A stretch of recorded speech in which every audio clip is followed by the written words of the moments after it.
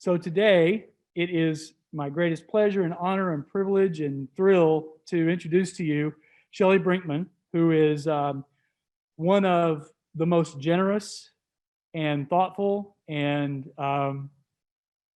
innovative thinkers I've ever encountered. And I mean that in the sense of her own entrepreneurial experience, but more importantly, or at least equally importantly, in the amount of extraordinary support that she's shown for Aggies. She was a founder of Startup Aggieland, which we've talked a little bit about in this class. Has taken on new forms, but Shelly has never stopped really supporting Aggies in their innovative ideas, their startup and entrepreneurial efforts, organizing trips to Silicon Valley to meet with venture capitalists, and really has been an extraordinary catalyst for all ecosystems of innovation at Texas A&M University. I don't want to take a lot of her time because I know she's got other responsibilities, but to the extent that you want to unmute yourselves or in the audience, give us a big round of Aggie applause. So please help me welcome Shelly Brinkman. Thank you for having me here today. It's a distinct pleasure for me to be actually in the Bush School doing this. And as a real treat, I don't know if I have any students on the call. Normally Stephen asked me to bring student entrepreneurs with me or recent graduates to join me in talking about their experience in launching a venture with support from Texas A&M University. And so because we are in the Bush School, because we've had numerous events here, and because we had the opportunity to get two people who were key in the success of those events on this call today with us, one in California and one in Houston. So we have one of our sharks from Shark Frenzy, which is a pitch event. It was half theater, half actual pitch event. We did award some cash, we did award some trips and some trophies and things like that. And some of those ventures got funded. Some of them raised significant funding, in the millions of dollars. And so, and as students. And so we were very pleased to be able to accomplish what we wanted to do, which was to build interest through Shark Frenzy. At the time, Shark Tank was very popular. And you're sitting in the auditorium that was actually the overflow because we would do it in the Hagler next door. And then this auditorium would be about half filled up because we would bring out about 450, 400 people would see that show, and they'd come from all over because of the sharks, the quality of the sharks, like Mark Bowles, who's on this call with us today, and because of the quality of our host, who was Chris Westfall, and he's also on the call today. A little bit about me and why this is so special for me to be here. And Stephen will tell you, Dr. Caffey will tell you, I never talk about myself because I bring a lot of students with me in class when I do guest lecture, and I do several a semester for different colleges on campus at the professor's request. Most of them had ties to Startup Aggieland or to the ecosystem that supports innovation and entrepreneurship at Texas A&M. The reason I don't talk about myself in these guest lectures is because I want to give time to the students to talk about their journeys and their ventures and what they accomplished as students, which is sometimes extraordinary when you take in consideration that they're part-time workers, they're doing internships, they have social lives, and they're full-time students generally. So think about that in the real world terms. That would be like having a family and having a full-time job and commuting, it would be like probably the same thing. And so there's two things that are different in this class. And the reason I'm pivoting, as Dr. Caffey said, is for two reasons. I normally do a PowerPoint overview behind my shoulder where I talk about the resources that are available to you in the ecosystem. With COVID, probably 3/4 of those resources are not available. There are numerous organizations that have dwindled down to 2 or 3 members, doing Zoom calls and not able to really get together because the students are all studying remotely. So the students I've worked with and continue to work with who, Startup Aggieland was kind of like a way station. You get what you can get out of it. And then when it shifted to a different model, a lot of the students went on to bigger accelerators. And so the ones that I work with now have been through Y Combinator, they've been through Capital Factory, they've been through bigger accelerators. And there's still sometimes there's still students at Texas A&M, but most of the time they're recent graduates. But what I've been telling those folks is go out and see the world. And I'm gonna translate that to you in your terms now as a current student. The students that I work with now that were in the dorm incubator when I ran that as part of Startup Aggieland, those students are seniors and grad students right now. And I've told them, don't stay here. Don't stay here in your dorm room or in your apartment with 4 walls surrounding you while you're learning by Zoom. That is not any way to live, right? You can't live that way. We're not meant to live that way. And entrepreneurs are adventurers. They're people who have to be around people. They have to get out and they have to see what's out there. And the reason they have to do that is because you can't innovate in four walls. You can't innovate in a cubicle. If you don't know what's being done to solve the world's problems because you're not getting out and talking to people and getting out and seeing them, you're going to innovate a solution that's not very innovative. It's going to be something that in your mind is something people think they need, but it's not, because you're not going to be in tune with the rest of the world. So, sure. We're going to do some tech support here, so if you want to move my MacBook over to the lectern here, Okay. we'll come up and get that updated. Okay, good deal. No worries. All right, so what this reason this, I think these are mics, it might be live.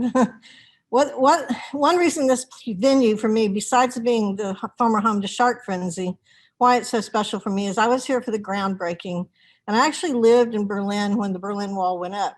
So there's a fake piece of it out there with the horses statue. I saw the real thing, and I saw it when it started out as barbed wire with tanks facing off.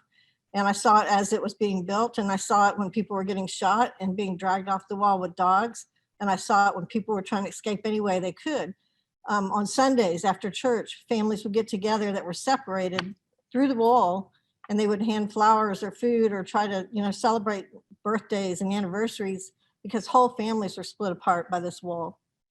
As Berlin, which was a very progressive city and it recovered very, very fast from World War II, as the western side of Berlin grew, a new architecture, very progressive modern architecture was built. The eastern side, which was controlled by the Soviets, stagnated. It looked like bombed out Germany did during World War II. It didn't change. The Cold War was in full force. Our maid was arrested for being a spy. My dad's driver, my dad was commander of Tempelhof. He was deputy commander of Tempelhof for the Air Force. His driver, after he dropped my dad off at work, was kidnapped and was never seen again. He was in the Air Force and he just disappeared. So we lived through a lot. From Washington, D.C., we went back to San Francisco in California, and I got to see the Haight-Ashbury and the hippie movement and the acid, love-ins and things like that. And then from there, we went to Washington, D.C., where my dad was stationed at the Pentagon. So I experienced the race wars. I was bused to an all-black school that was warring with a neighbor Puerto Rican school. We would ride the school bus to school, and you kept your feet off the aisle because the opposing locals, we would go to their school, right? So we were being bussed in to their school. They would put razor blades in the seams of their shoes, between their soles and the shoes, and try to kick you as they were going down the aisle. And you would never even know that you were cut until you were bleeding profusely from the ankles. So there was a lot of that kind of stuff going on. They locked our teacher in a closet one time and threw desks out the window. So I'm kind of like the female Forrest Gump. And,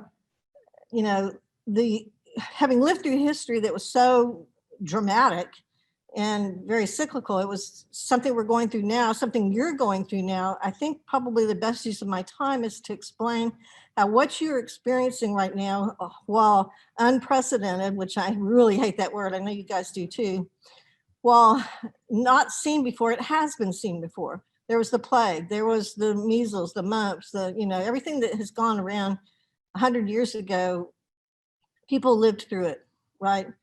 And the one thing that comes out of chaos and crisis and uncertainty is invention and innovation and human spirit and leadership.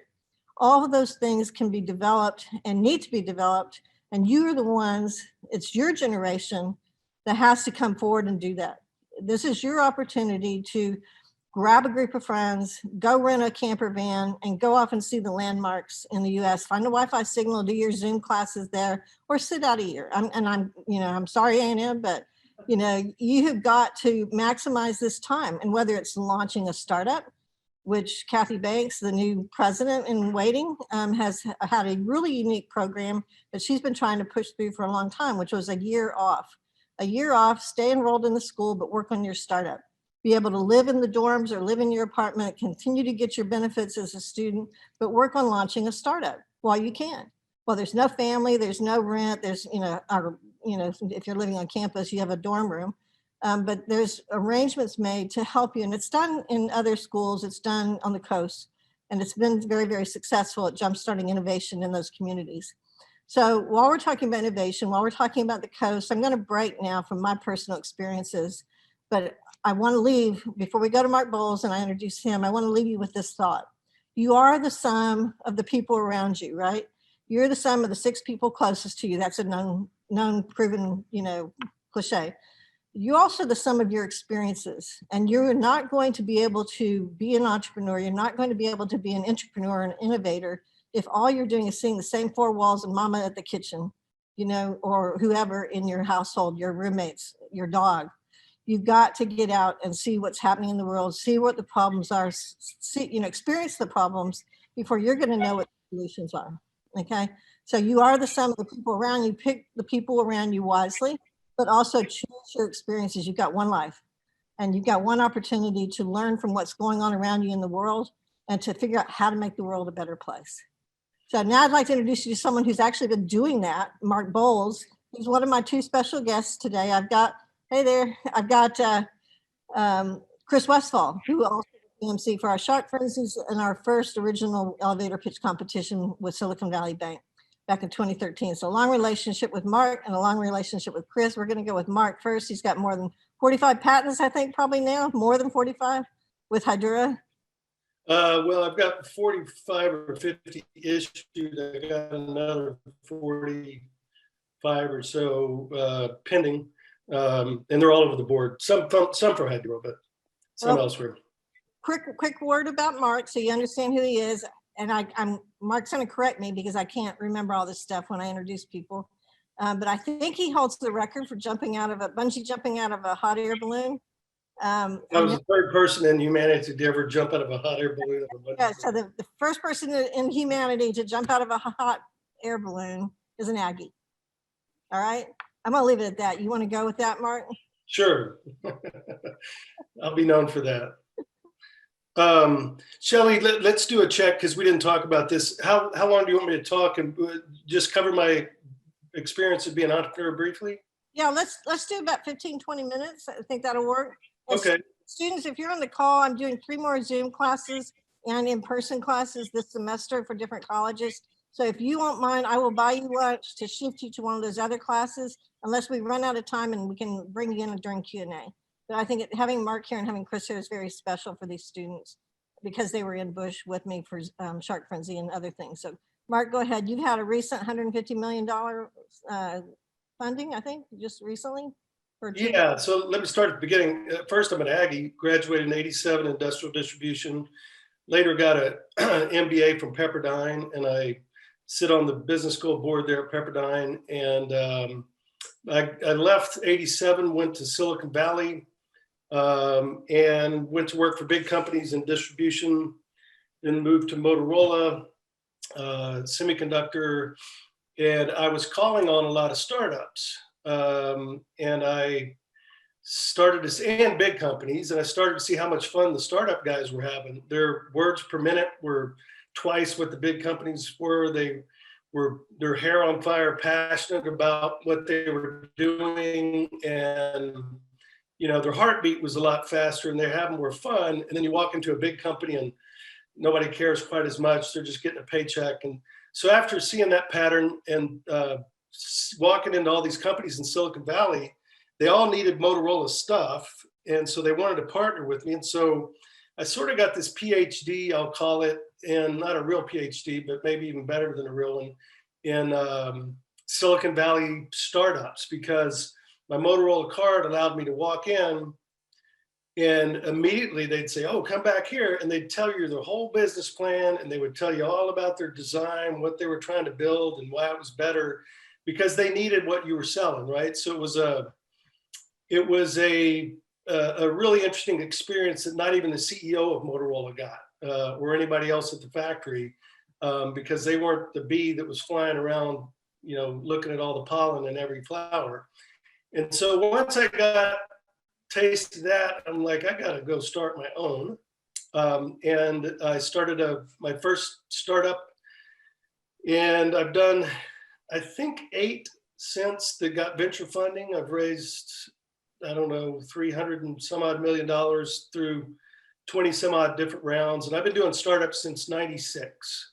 And one of the lessons that I will try to impart here, entrepreneur is, for me, not everybody can be an entrepreneur, but if you have the bug at all, I think that it's a noble thing to pursue. I think the fact that entrepreneurs are the ones that create products and services out of the ether, between their ears, and then pursue that and manifest it in a real world service and product that people will gladly part their hard-earned cash.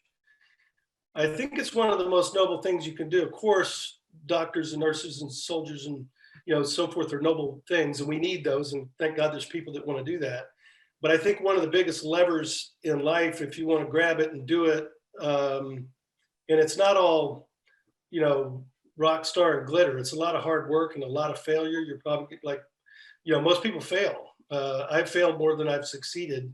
So it's a lot of heartache, and it will try to buck you off. But it's a numbers game, and if you just keep at it and keep trying, you will be successful. But again, it can be a harsh lifestyle. Everybody works hard, but most of the successful entrepreneurs I know are averaging 80-hour a week plus, and because it's just drinking from the fire hose, right? So I did semiconductors. I then moved into environmental stuff. I did a company called Ecoatm. You may have seen them in the malls. It's a kiosk that you walk up to, you can put your phone in, and it uses machine vision and artificial intelligence, a little bit artificial intelligence to inspect the phone, identify what it is, inspect it, and then connects to the internet. And it gives you a price, and if you accept it, it pumps out cash. And that turned out to do really well.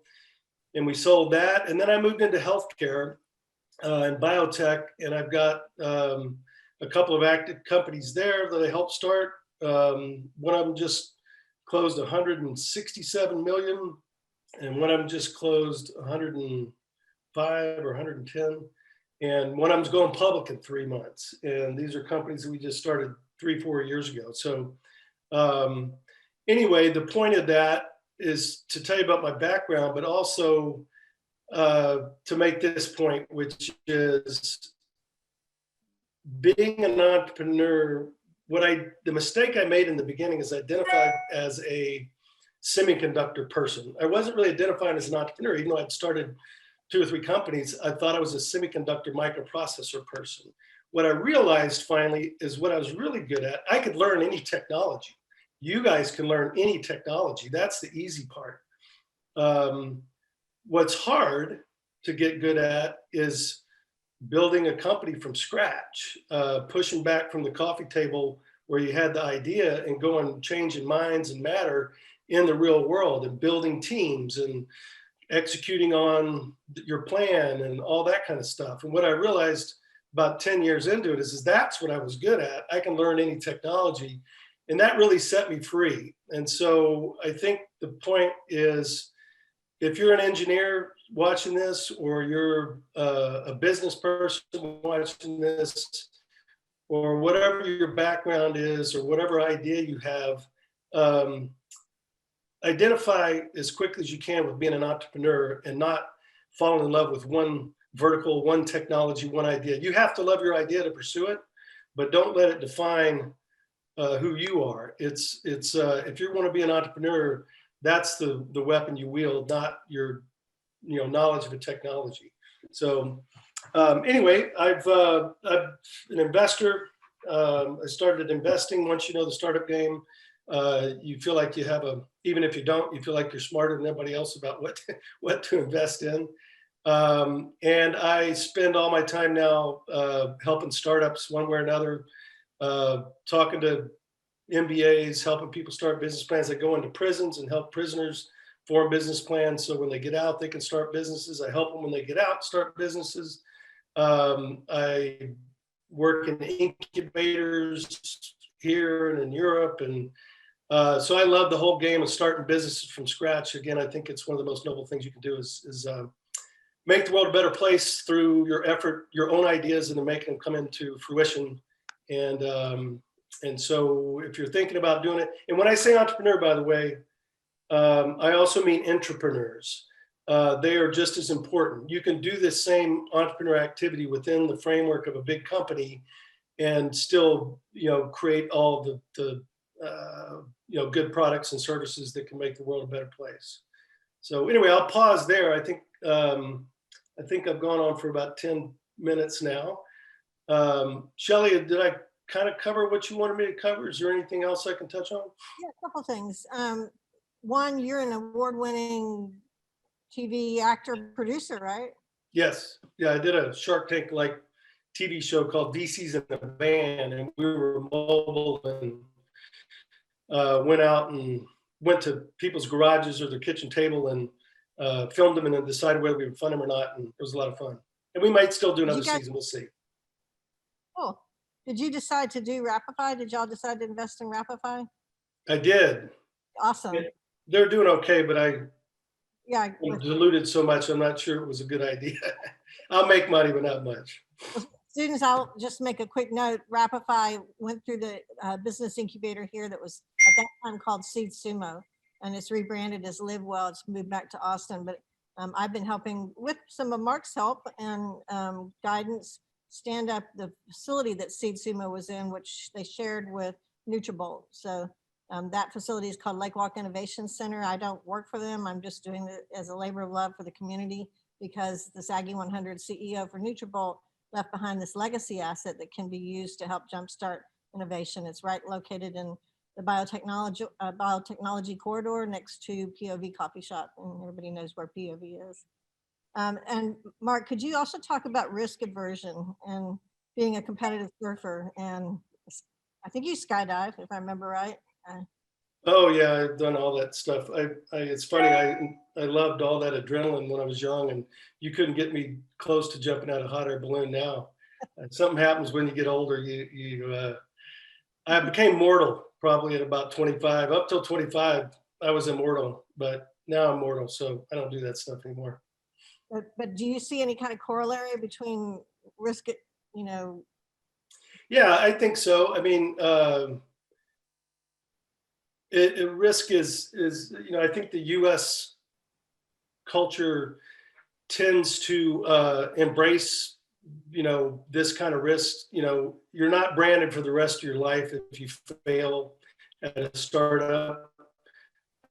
We tend to culturally understand that, but it's not like that everywhere in the world, right? If you fail at a business, then your family and friends, and it's a shame, right?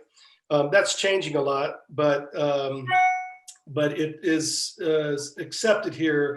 But it really has to do with your support network and the people around you. One of the things I should say is, if you are at all interested in being an entrepreneur, Shelly touched on it, but you have to, you really have to run in those circles and surround yourself with those people and the things they're talking about and the way they're thinking, and find the most successful group of entrepreneurs that and find their watering hole, whether it's a networking organization or stuff on campus there or wherever you're at. You got to run in the circles and rub shoulders with, on a regular basis, other entrepreneurs, because that's where a lot of the inspiration and the thought process comes from.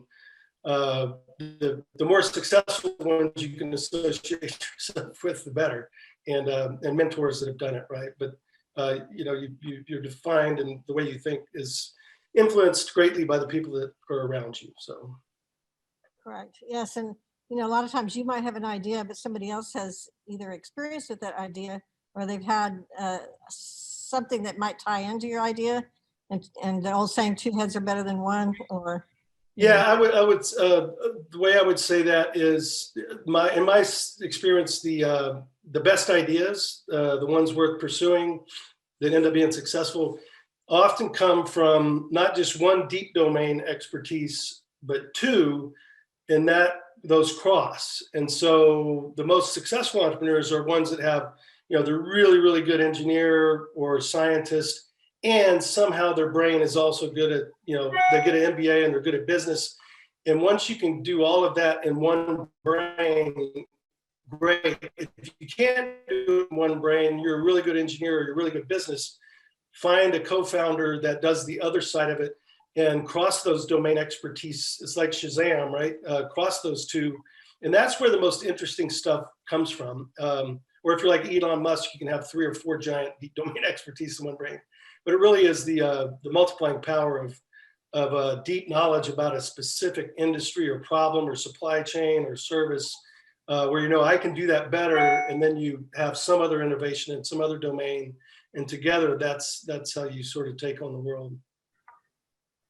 Do you want to take questions now, Mark? Or would you like me to go ahead and bring Yeah, in? you know what? I just realized I'm trying to sell one of my companies, and we have an emergency board meeting starting at noon.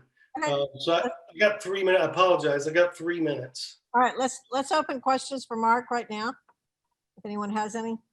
And he's located out in San Diego, so Actually, I'm in Fredericksburg.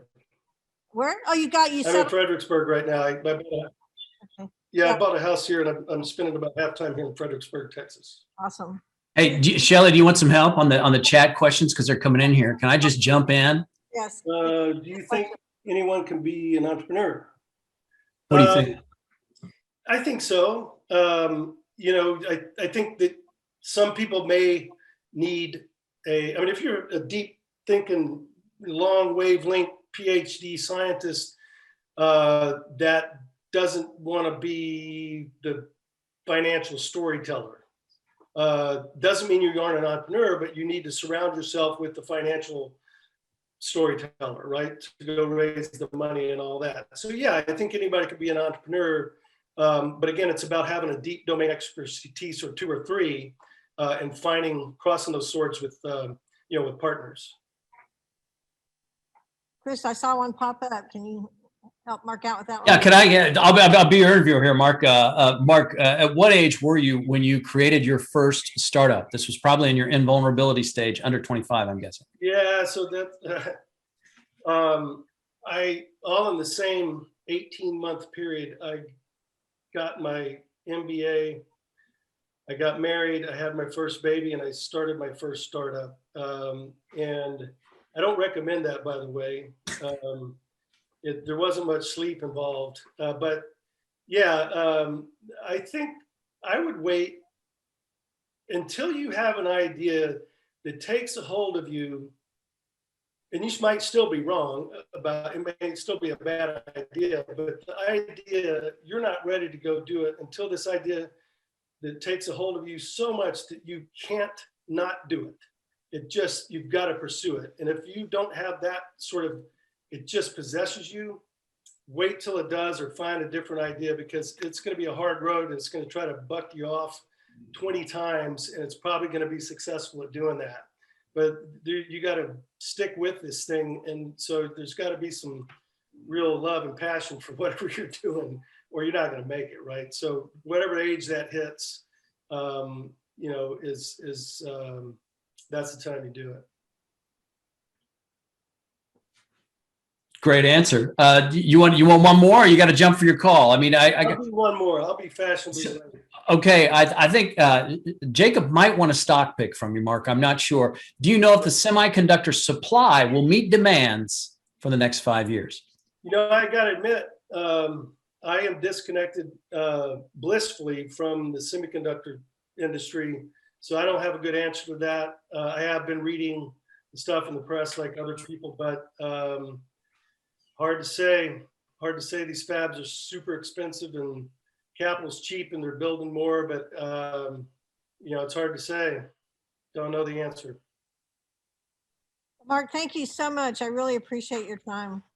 Thanks. I hope somebody got something useful out of it. Apologize for being rushed here. That's all right. We'll catch you again. You'll be back here on April 15th for our pitch event, and Will.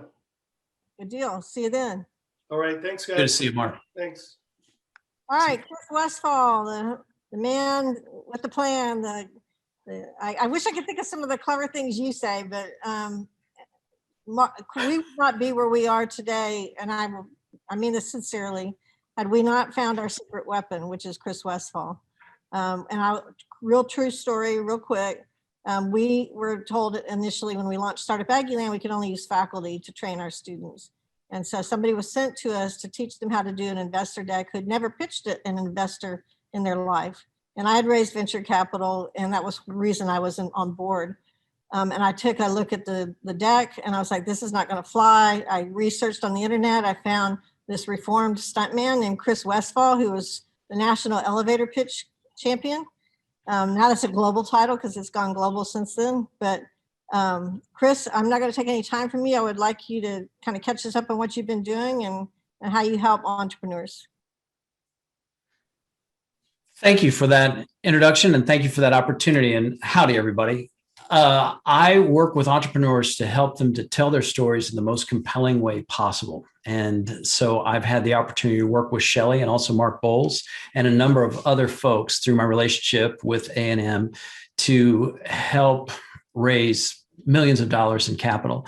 I've helped coach clients onto television shows like Shark Tank and Dragon's Den, which is what they call Shark Tank in Canada, and also Shark Tank Australia. And Shelly, here's a quick story for you and for everybody on the call that this year, the client that I worked with who landed on Shark Tank didn't get an investment from one shark. He got an investment from two sharks. And I just found that out. And his episode, I can't tell you who it is or anything like that, but his episode is going to be airing later this year, and very excited about that. And so get this, when I knew that I was coaching him onto Shark Tank, I had worked with him on his pitch and everything like that, but I needed to give him an opportunity to focus on really the most important part of the pitch, and that is Q&A, because a pitch is really one in Q&A when you get away from what you've rehearsed and you just talk with the folks and they can ask you the questions that they need. So what I did was I put together a panel of sharks, and I needed somebody to play the role of Mark Cuban. So you know who I reached out to? Yeah. That surfer from San Diego that was just on the call. Yeah, Mark Bowles was Mark Cuban on our call, and he was absolutely fantastic. And Mark Bowles is just one example of some of the incredible high quality people that you, Shelly, have brought together and that I've had the opportunity to work with over the years. I just completed, as you did, Shelly, working with two teams in the South by Southwest pitch competition. And I'm currently working with entrepreneurs in the agriculture school and agricultural economics to work with them to help pitch their business ideas. And I'm doing one-on-one coaching with them. So I've done actually an interactive presentation like this one, and I'll be doing one-on-one coaching for those students to help them to develop their pitch. And I've been working with them for the last 3 years, and it's really changed the way that the students show up and the way that their messages are received. And it's creating a tremendous interaction between the students and the alums who serve as the judges. So not only are their pitchers getting better, but I think they're finding new career opportunities. At least that's the feedback that I'm receiving. And that means so much to me. So that's a little bit about the work that I do. But what, Shelly, I want to ask you, because I'm curious about this group. Can I ask them a question and find out a little bit about them? Is that okay? Sure. Because would you guys be up for that? I mean, I can't see faces, so I don't know if you're up for a little bit of interaction, but if you want, oh, hey, Kaylee, how you doing? Vivek, good to see you. Hey, Max, let me see if I get it right. Maximiano. Did I get that? I don't even know what accent that was. It was like in between French and Italian. I have no idea. First of all, we're talking. Oh, sorry. Go ahead. I can't pronounce it either. So sorry. Okay. Say it again, man. Say it again so I get it. Maximiliano. Wow. I'm gonna call it a win. I'm gonna say that I got it right. I'm gonna say that. Okay. Hi, Carly. Hey, Merrick. How are you? Carlos, nice to see you. Landry, how you doing? I got the top of your head. Sarah Powell, I see your picture, but I don't see you. Gavin, hello. Hey, Trevor, what's up? Quick question for you. In general terms, which do you prefer? And you can hit me in the chat. You don't have to come off mic for this, but in general terms, hey, McKenna, which do you prefer? Do you prefer something that is new, or do you prefer something that is familiar? Do you like something that is new or something that is familiar? And you can show me, like, if you want to go new, you can raise your right hand if you're on camera, but there's 7 screens. I may not see everybody. So hit me in the chat. Let's see. Logan says familiar. Let's see. Mason, Carlos, new. Johan says, oh gosh, it's blowing up. Joseph says new. Pranav says familiar. Check this out. Are you looking at, Kaylee's giving me the new. Kaylee likes what's new. I got it. Okay. Did anybody, okay, Carlos, give me the new. Okay. Anybody say both? You know what this gesture is, right, everybody? Vivek, you know what this is? It's surrender. It's surrender, man. So don't give up on me. Don't give up. I'm just getting started. Look at this. Evan says, I don't like either. Evan's in a quarantine coma. That's what that means, man. I'm right there with you. Evan, I feel you. I feel you. New Millier. Shaiza, I think that's how you say that. New Millier. I dig it. That's this. That's both of them. A new adaptation to familiarity, Trevor says, which just blows my mind. Thank you for that, Trevor. Here's the thing. If you check the comments and you go back and you look, most of the time, you get kind of an even distribution. And with younger groups, typically it leans more towards the new than towards the familiar. But if you think about it, what we're looking at, we're looking in the direction of a piece of human nature. Hey, Grace, how are you? We're looking in the direction of human nature, right? Because we, depending on the circumstances, we like what's new or we like what's familiar, right? I mean, when you think about it, when it comes to like boyfriends and girlfriends, right? We like what's familiar until the day that we don't, and then we like what's new. Are you with me? You picking up what I'm laying down? Yeah, you know what I'm saying? So here's the point, and I do have one, and there's a reason why I ask you this question, is because of something I learned in this book. Yeah. Has anybody had visual aids on here? I think I'm the first one, all right? Yeah. Okay, Shelly, here we go. I know. Can you believe it? You're like, is this guy for real? I am. And this is only 2 cups of coffee. 2 cups of coffee, and I've got this kind of thing going on here. All right. This book, Impossible to Ignore, written by Carmen Simon, who is a neuroscientist in San Francisco. And I got the chance, I've met with her. I consider her a friend and a colleague, and she is awesome. And this is a great book. And it's all about how we create really powerful impressions. And what she says is that the past is only useful when it helps us to predict the future. Now think about that. Sorry, my cat is having a conniption fit. You'd think I'd be able to control the Zoom environment, but I can't. I'm going to train him a little bit later. Anyway, I'll let you know how it goes. Anybody want to guess? Carmen Simon says the past is only useful in that it helps us to predict the future.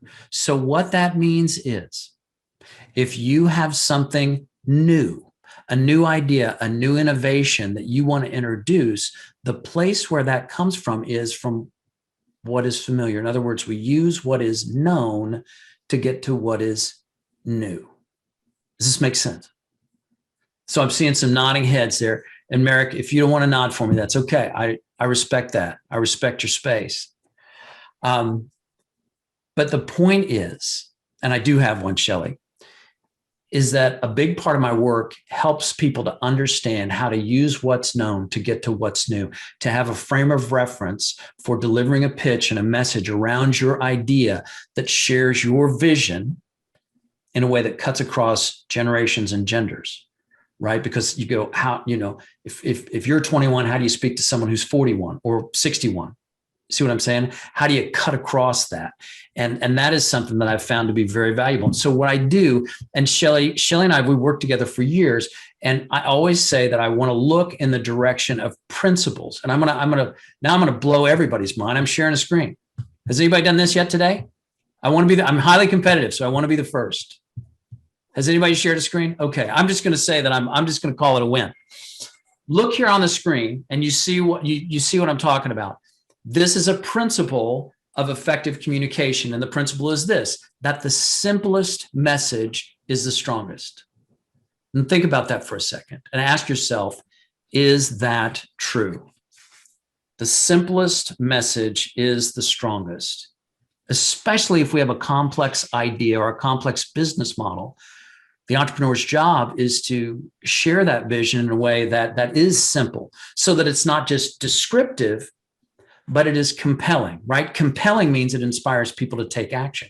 So what I do is I help people to get out of sort of a descriptive or informational approach to an approach that is in the spirit of creation and creating something new, something that is compelling and that inspires action. And that starts when the message is simple. But what usually happens? Well, when it comes time to talk about a business idea, here's where we start.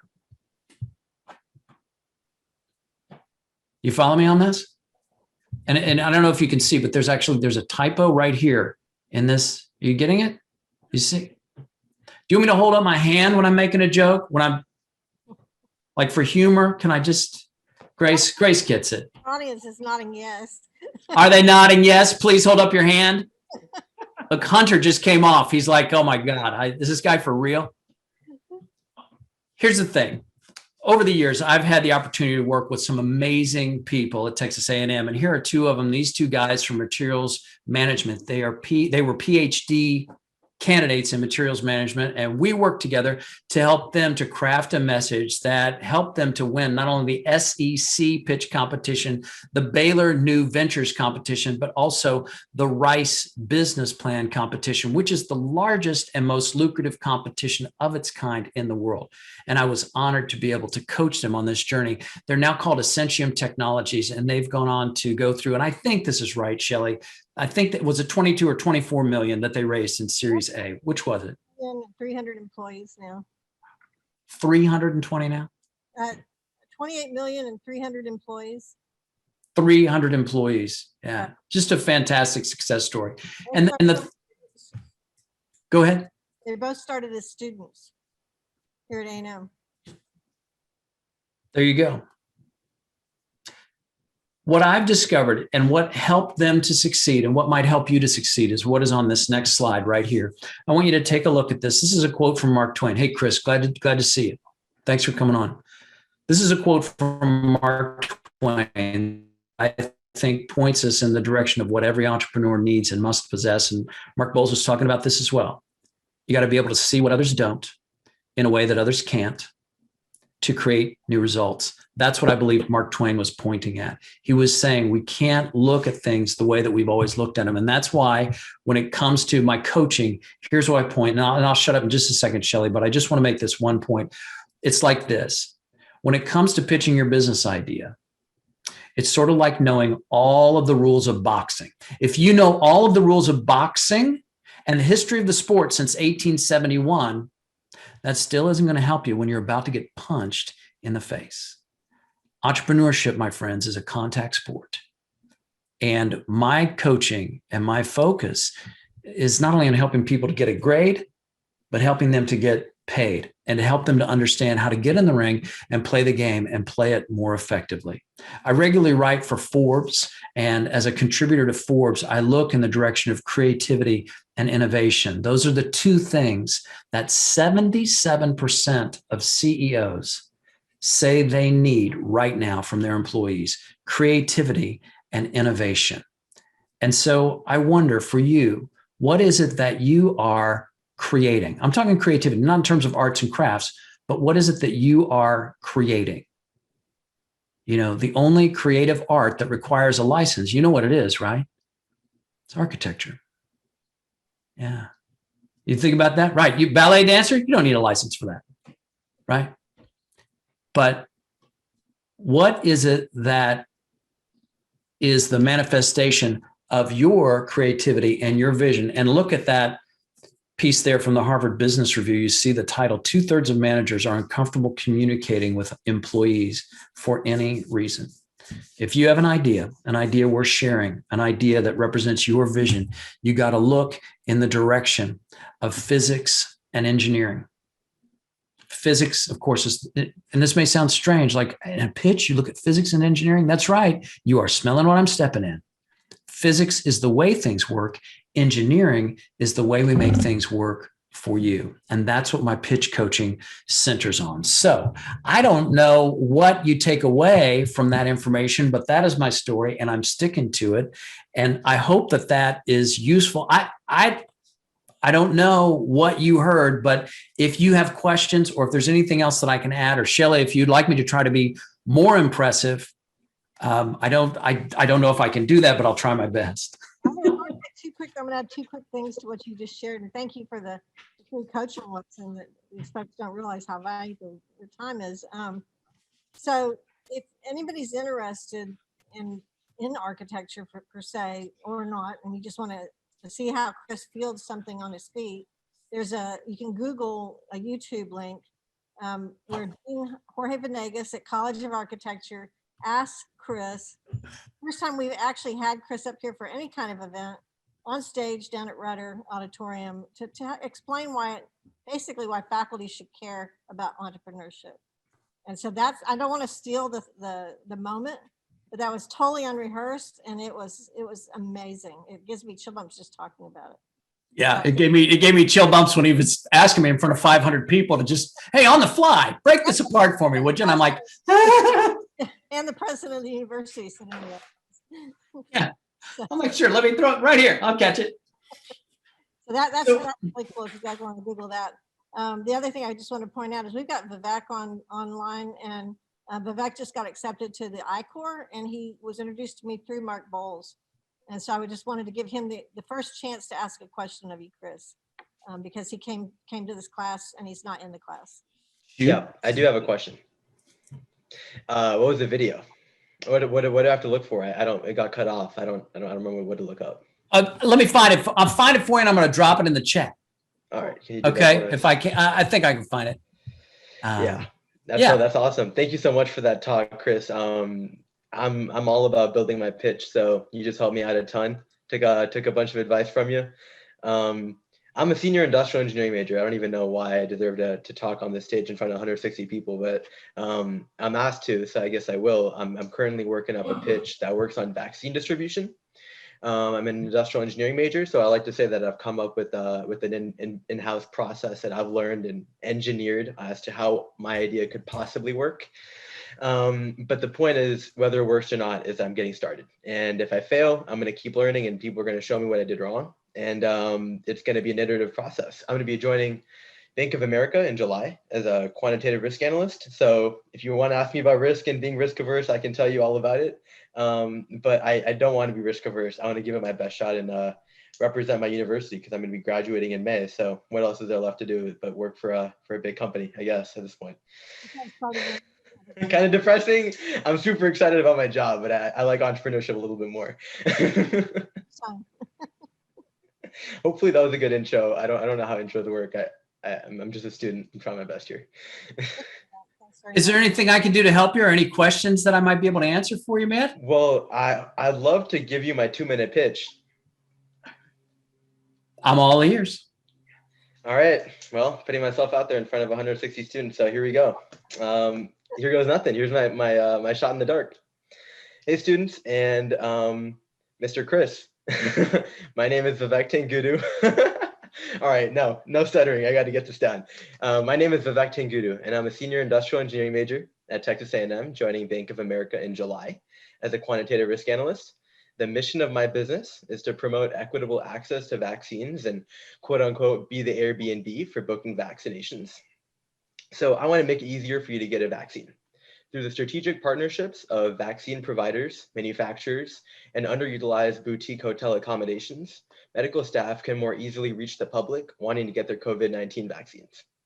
The product is a box with a serviceable rack that can carry vials of vaccines at a specified cooling requirement specified by the manufacturer, ideal for refrigeration in a local pharmacy or even a distribution center. Now, the vaccination process could be streamlined through an online platform, which allows for scheduling tools for vaccination clinics at your local empty hotel rooms, or even a local parking lot nearby. There you go, boom. As for the long-term vision, I plan to make this a branded logistics provider that strives to provide consumer packaged goods for the entire US population and more, ideally. But as for first steps of the business plan, it's how to get a business model that monetizes and makes money. So that's what I'm here for, is how do I make money, and how do I make partners along the way and develop my idea. All right, class, I feel bad for taking up this much time, but hopefully what I said was valuable. That would be what we would call a baseline pitch. And then we would film that at Startup Aggieland and then put Chris on you, and he would work his magic, and we'd do our magic. And by the time you were done, you would be ready for Shark Tank. Well, I got to tell you, Vivek, I love the pitch, because I mean, the local parking lot is where I do all my drug deals. And I think it'd be a great place for yours too, Vivek. So It was solid, man. No, I like it. You're well spoken. I think you got a lot going on there. One of the things that I created for another class, one of the things I created is a example video where I've got examples of A&M students pitching. Would you guys like to see that? Yes. Would you like to see that? Okay, well, I tell you what, Shelly, I'll circle back with you, but that feels like it's an email, and I got to see if it's protected or whatever. You have the video in there where you can watch Jorge absolutely throw sticks at my spokes. I mean, he did everything but like throw lettuce and tomatoes at me on stage. You got to see it. And we managed to find our way out of it. But in fact, thank you for sharing that. I think some people had some other questions. I mean, Max, it looked like you were raising your hand. What's up, my man? Break it down for me. You even took your hat off for this one, so I know you're serious.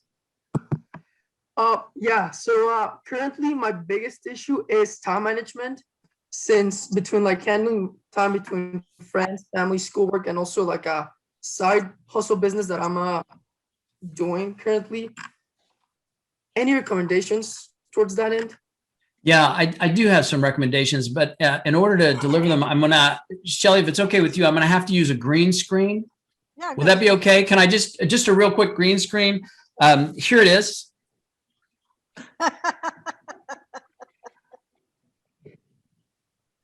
Slow down. Okay. My friends, this isn't just for Max, but it's for everybody. I mean, Landry, I don't know you. Mason, I don't know you because I can't even see you. Gregory, Eduardo, the rest of you. Slow down. And then try this. Do the doable. What is it that you are trying to bite down on that's causing you to run in 52 different directions? Look, man, I'm there too. I got a lot of things I want to say yes to. I want to say grace over. And I'm like, how do I know what's important? How do I know what to prioritize? The only way that I can find that is I got to slow down. I got to make it okay for me not to respond to that email or that Instagram post or whatever the hell it is that I'm trying to, you know what I mean? Do you ever feel that obligation? I mean, that obligation, maybe it's a social media obligation or whatever it is, or your friend just texted you, and you're like, hey, I got to hit him back right away. Remember the green screen, my man. Slow down. This will make you better. This will make you better at anything in your life. Anything in your life. You'll be a better boyfriend, girlfriend if you do this. I mean, come on. It's all right here. And then quit trying to bite off on too much. Okay. Does that help you, brother? Does that help? Actually, yeah. Cool. Thank you for that question. I appreciate it, man. Yep. Let's see. I got something in the chat here. Let's see. Oh, somebody else is saying, recommending the 7 Habits of Highly Effective People. Yeah, great book. Great book. Yeah, absolutely. I love the 7 Habits of Highly Effective People. I mean, that is one of my favorite business books, but it's not really my favorite #1 business book. All right. What other questions do you have, Shelly? What else? Am I doing okay? What else can I say that will help? What's your cat's name? I can see him back there. Or her. Oh, can you see the cat? Yeah, that's the captain's chair back there. And a little bit, what we've decided here in my family is we're going to put together a home office baseball team, and he's going to be the designated litter.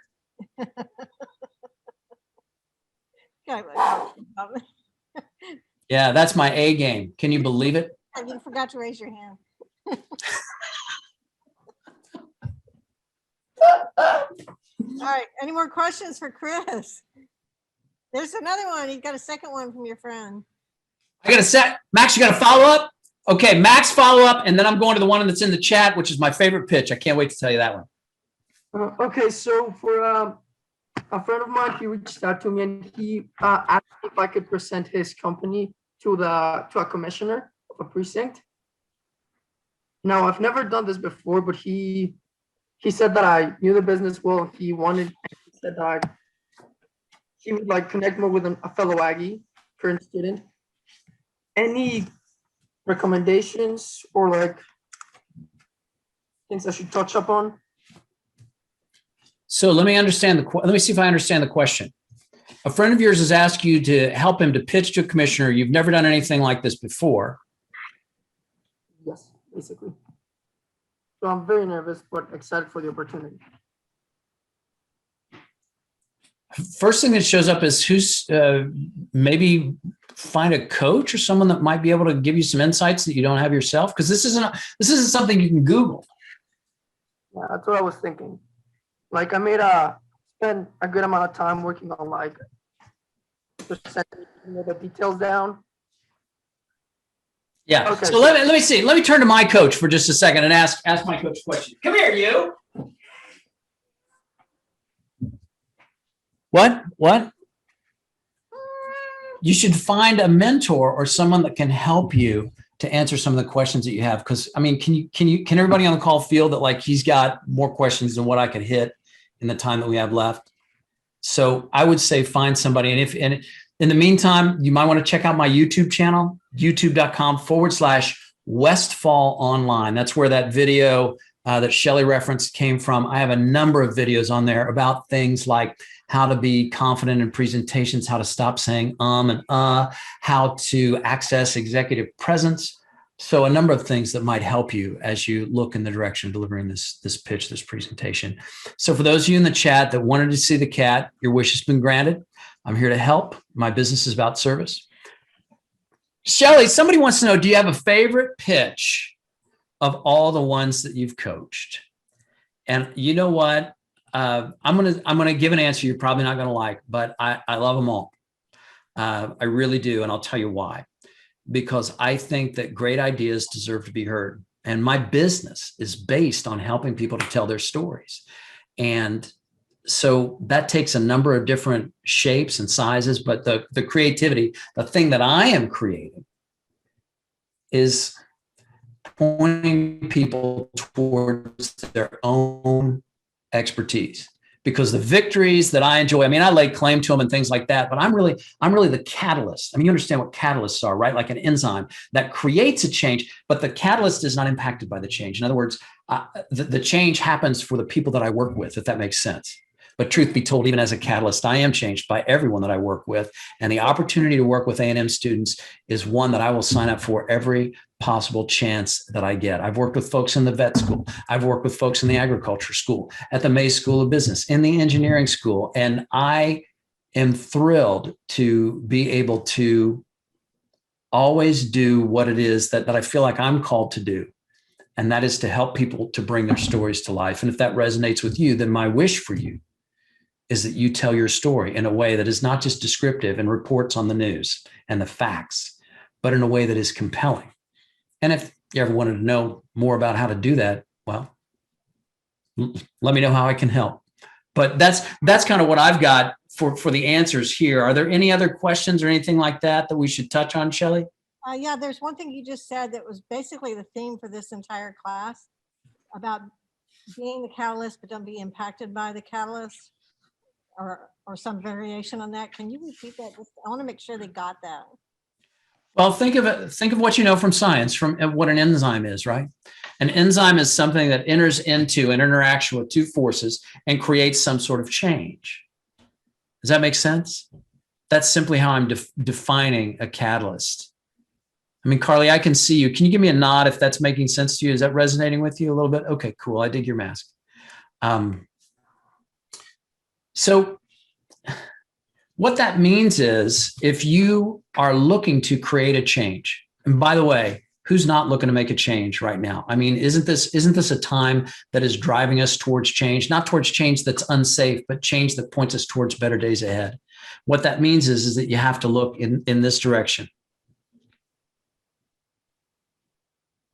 Taking ownership for your vision, for your career, for the way that you see the world and the change that you wish to create. This is a time of great change. As Shelly said in her opening remarks, this time is pushing people towards entrepreneurship, towards innovation. What is that innovation? What are those ideas that you are going to own, that are part of your identity? And from that place of ownership, stepping into who you are, stepping into that change that you wish to create. And you might just find that you can be your own catalyst when you look in that direction. Thank you, Chris. So how much more time do we have, Stephen? We got till 12:45, so we're about 13 minutes. Okay. One thing I want to get across is that even though this time that we're in right now seems to be dragging on, everyone had these magical benchmarks that they thought it was going to be done by March, it was going to be done by August, it was going to be done by January 2021, and that didn't come to pass.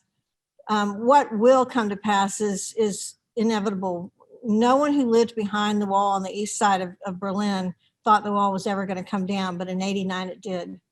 And the economy for Germany at one time, I don't know where it is now because I haven't checked, but it was the third largest GDP in the world. And so you can expect that to happen again in the world, in the US. You can expect the economy to bounce back. You can expect jobs to bounce back. But the opportunity now is for you to do something to position yourself for when that happens. And so get involved, meet people like Chris, meet people like Mark, go connect with them on LinkedIn. It's a perfect invitation right now to connect with them and start expanding your network. And the more people you talk to, the more things you see, the more you get out of your comfort zone, the more you get out of your dorm room or your apartment and see what's going on in the world, the more you take a study abroad. Truly, the future of entrepreneurship is global and in the workplace as well. And start thinking in terms of, what can I do? I don't have to have the next cancer solution. I don't have to have, build the next rocket ship like Elon. It could be it's just a small iteration on a given product. I have it with me today. I can show it to anybody after class who's in the class, or I can run get it while Chris is summing up his remarks. But I came across a product the other day. It's like a combination of brass knuckles and a taser. And it's $20 at Academy. And it fits in your hand. And for a woman jogger, this is like the solution they need. It's not something dangling from your pocket or around your neck. It's something that's at your hand and at your grip, and it's affordable. So those are two ideas that got married, kind of like the Swifter. It's a mop with a dusting rag, right? You can take simple ideas and combine them. I know this is taught in Ends 101, and so look at ideas that exist and how can you iterate on those, or how can you combine them and make something really spectacular. Okay, real quick, here's my little handy dandy brass knuckles and self-charging taser. So I'll just give it a real quick. So, anyway. All I've got is a letter opener. Yeah, but you got an attack cat. Dude, had a bunch of cards on this desk. I don't know. Any other, were we asking questions, or was there something? Was I supposed to summarize something? If you had any last thoughts. Well, I could, if you want, I can show them how to read minds, like when they pitch, how to read the minds of investors. If you'll give me a few minutes, would that be useful? That sound good? Yeah, Steve would like to hear it. I mean, Merrick is like, game on, name that tune. Okay, check this out. Check this out. You saw where the cat lives, right? Right back here. See this? What is this? Hit me in the chat. What is it? Chat me. What do you got? What is it? Right here. It's Catman's chair, Maxwell. You absolutely hit it. 100%. This is a chair, obviously, but it is an empty chair. Would you agree with that statement? An empty chair? The empty chair gives us the ability to read minds. And I want to tell you how. The empty chair is a metaphorical seat at the table. Yes, it is a seat for VIC, the very important cat. That's hilarious. I like that. Good one, Kaylee. The empty chair is a seat at the table for someone who is not in the room, but who will be directly and dramatically impacted by the change that you propose. Catalysts create change. Every persuasive conversation is about change. A pitch is wait for it, persuasive conversation. Do you see that? It's a conversation about change in some form or fashion. The empty chair is a seat at the table for someone who's not in the room, but who will be directly and dramatically impacted by the change. For example, the empty chair is a seat at the table for the third grade student in Bryan Public Schools who will be reading a history textbook next year. She's not in the room when the teachers are making that decision, and yet directly and personally impacted. In fact, you could say that book is the way that she's going to come to understand history.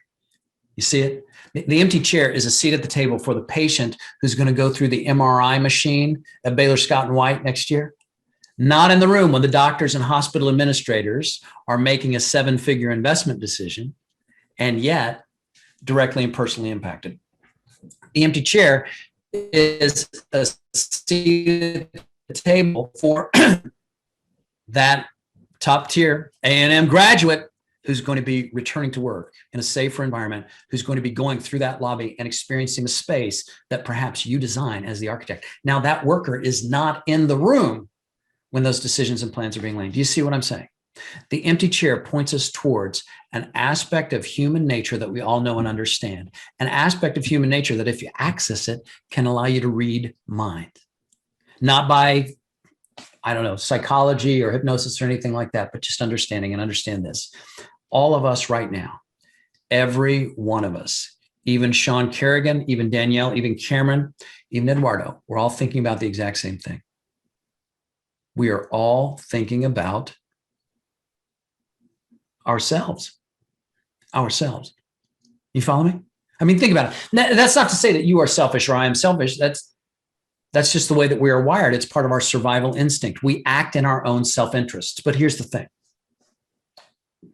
I don't know about you, but right now I have people who are here with me, but they're not here with me.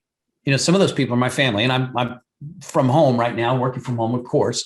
So they're in the other room. But I also have people that I care about that are, you know, people that publish my books and the people that help me in terms of publicity and the clients that I serve and the client that's going to go on Shark Tank later this year and all those kinds of things. So I have these people are here with me, but they're not physically here with me. I ask you today, do you have people who are here with you, but they're not here with you? Think about that. Is that true? Because if you have people that, Merrick says, my mother, yeah, right, parents, brothers and sisters. If you're lucky enough to have a significant other in your life, maybe they're not here with you right now, but maybe they're kind of on your mind. Here's what's showing up for me. Let's see if you see it. Because if I have people who are here with me, but aren't here with me, and you have people that are here with you, but they're not here with you, we're looking at a principle. Actually, we're looking at an aspect of human nature, that goes beyond the great work of the architects that you admire, an aspect of human nature that goes even beyond history. It points us towards our own experience, that shared experience that we have. By the way, what's a successful pitch look like? It's a shared experience. So think about who sits in your empty chair. Merrick said, you know, it's my mother. And maybe you have a similar feeling along those lines, and then that gives you access to your own experience. But who is it that sits in the empty chair for the people that you wish to influence? If you're fortunate enough to get in front of investors, what are their puts and takes? Who is it that they care about that's not in the room? What is the impact, maybe even the social impact of the change that you propose? What is it that you see in terms of the empty chair? And how can you use that knowledge and that understanding, a deeper understanding of our humanity, our human experience, to create the ability to read minds, which really isn't anything more than understanding the human condition, understanding yourself, and being able to convey these four words in your pitch. And here they are. You ready? I've thought this through. How to read minds. Let me know if it helps you. Thank you, Chris. Thanks very much for being on this class lecture, and good luck to you with your book and everything else that you're working on. And I hope we might be able to see you April 15th for our pitch competition here at the Lake Walk Innovation Center in the Bio Corridor at Texas A&M University. We are expecting Tim Draper, Mark Bowles, Chris Valletta, and there's one I can't say. So he's asked us not to publicize that he's going to be there. But I hope you'll join us if you can. And Stephen, you too, as well. Yeah, thank you. So thank you for the opportunity to come to your class, Stephen. It's always a blessing to me. Yeah. And I really appreciate the students' attention and our two guests, Mark Bowles and Chris Westfall. Have a good day and go out and innovate and go out and be the catalyst. Yeah, thank you. Thank you. Chris, thanks so much. Mark, thank you. Shelly, thank you. I don't know if you guys realize what just happened here today. You got about, I don't know, $100,000 worth of free advice from some of the world's top thinkers in terms of innovation, creativity, and entrepreneurship. Thank you, thank you, thank you. Please take advantage of these opportunities. I want to reiterate a couple of things that you heard today. Number one, there's an old saying that says if you hang around the barbershop long enough, you're going to get a haircut, right? And so hang around with people who have your best interests at heart and who are always yes and people, not no and here's why people, right? People who think like you, people who are committed to success, committed to the future, committed to innovation, because you'll catalyze each other, right? And then the other thing is, whenever, and I want to sort of paraphrase what Chris said, because he said a couple of really important things. The number one thing is that he can help you find your expertise. Now, one of my fundamental principles in the way that I live is I can't shine the light on my own path. I have to have somebody else. I can shine the light on somebody else's path. That person shines the light on my path, but I can't go it alone, right? And so one of the key features of entrepreneurship, innovation, creativity, and leadership in the 21st century is this globalization, right? So the more you travel, the more exposures you have, the more you spend time with people who have completely different experiences from you, and the more actively and generously you listen to and take those people in, they become a peer, right? You become a composite of all the people with whom you've had close contact. So you get to choose about what type of composite you want to be. And I think that the advice that you received here today, the extraordinarily generous advice, the amazing support that you have available to you at Texas A&M University, you can go out and fulfill my primary mission, and that is that each and every one of you achieve greater success for yourself, however you define that, than I could ever possibly imagine for myself. Okay? You guys have a great weekend.